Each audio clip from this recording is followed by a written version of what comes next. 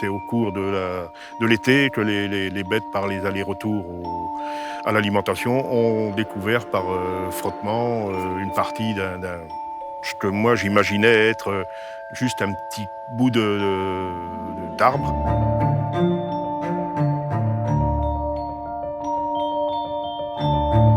Et quand je l'ai retiré, alors là j'ai découvert un pied d'arbre entier. Incohérence, je dirais, bon, c'est un petit peu le mot régional qu'on emploie pour dénommer ces pieds d'arbres qui sont des vestiges des années antérieures. Ce que j'espère qu'il se passe, en fait, c'est que ce tronc d'arbre-là soit mis, je dirais, en évidence, qu'il raconte l'histoire du Marais, son histoire aussi. Maintenant, ce sont, je dirais, des spécialistes qui l'ont et qui vont travailler sur le sujet et nous apporter, je l'espère, encore de très bonnes nouvelles. On voit l'histoire de sa vie, donc de sa naissance jusqu'à sa mort.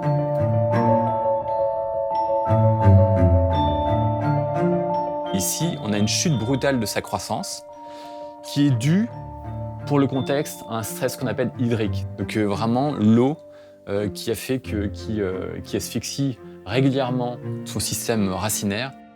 Mais après cette ultime dépression, on voit que là, il meurt au bout de 110, 115 ans.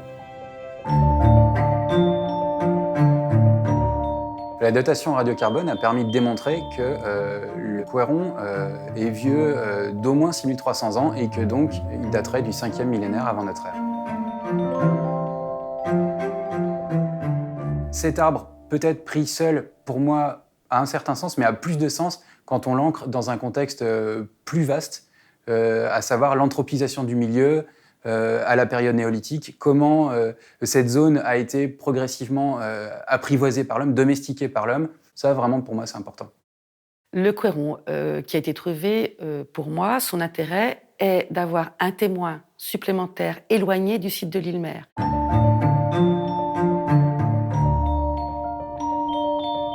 Le programme de recherche qu'on développe à l'île-Mère est un programme qui se propose d'étudier le site néolithique de l'île-Mère, donc une datation entre 4005 et 4000 avant Jésus-Christ. Le néolithique, c'est la période où on identifie le développement de l'agriculture et l'élevage. C'est le moment où l'homme, l'être humain, passe d'une économie de prédation à une économie de production. Autrement dit, les stratégies d'acquisition alimentaire changent.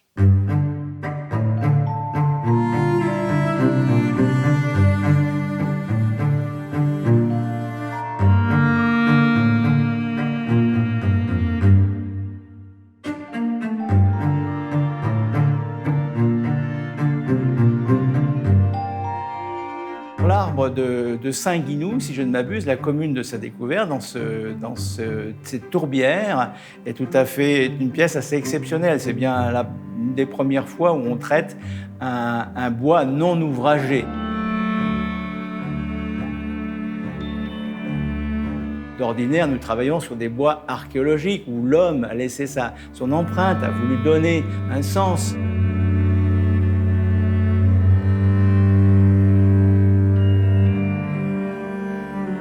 Et donc là, si vous voulez, on a un vestige qui n'est pas archéologique, mais qui est patrimonial, au sens où on lui redonne vie, bien sûr. Enfin, on va essayer de poursuivre sa vie après la mort, grosso modo. On le ressuscite par nos techniques modernes.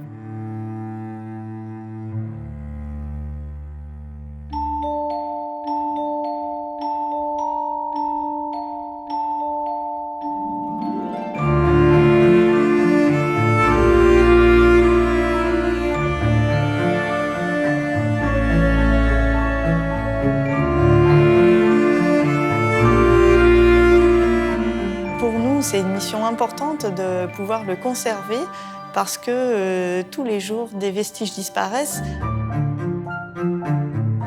C'est pas un simple morceau de bois ou un simple tronc d'arbre pris au hasard. C'est vraiment le témoignage d'une époque, bien sûr, qu'on ne peut pas connaître, mais qu'on explore tous les jours à travers l'archéologie.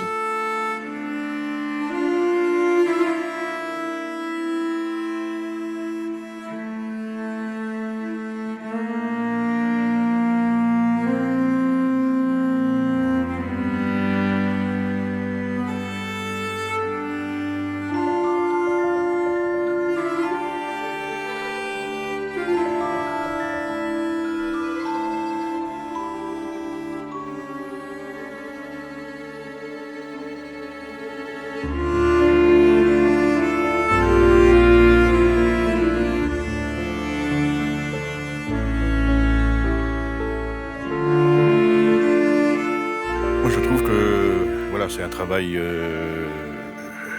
fabuleux qui a été fait parce qu'il est vraiment restauré au-delà de mes espérances. Je suis énormément touché parce que j'estime qu'il y a eu beaucoup de pieds d'arbres identiques qui ont été jetés, qui ont été balancés, où on a fait fi, je dirais, de toute cette histoire.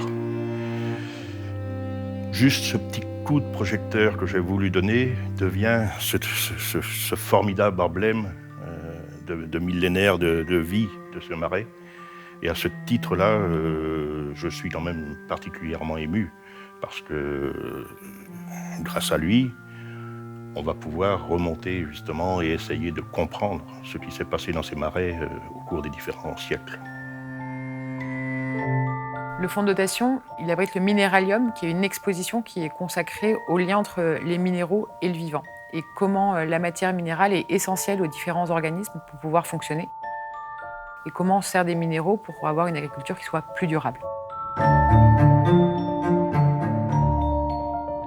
L'Oquéron, au sein de l'exposition, il a toute sa place. Alors déjà, il permet d'introduire l'exposition en faisant le lien entre le minéral et le vivant. On se rend compte que c'est pas figé et que du minéral peut devenir du vivant et du vivant peut redevenir minéral. L'Oquéron, c'est aussi le contemporain d'un changement de pratique en agriculture qui est intervenu au néolithique. Cette période du néolithique, avec la naissance de l'agriculture, elle pose la question de nous aujourd'hui, est-ce qu'on est en train de connaître nous-mêmes une révolution ? Aujourd'hui, on souhaite vraiment accueillir des publics, différents groupes de publics avertis, pour justement témoigner de ces grands changements et puis de faire du fonds de dotation un lieu qui soit ouvert à la discussion et ouvert sur le débat sur l'agriculture du futur.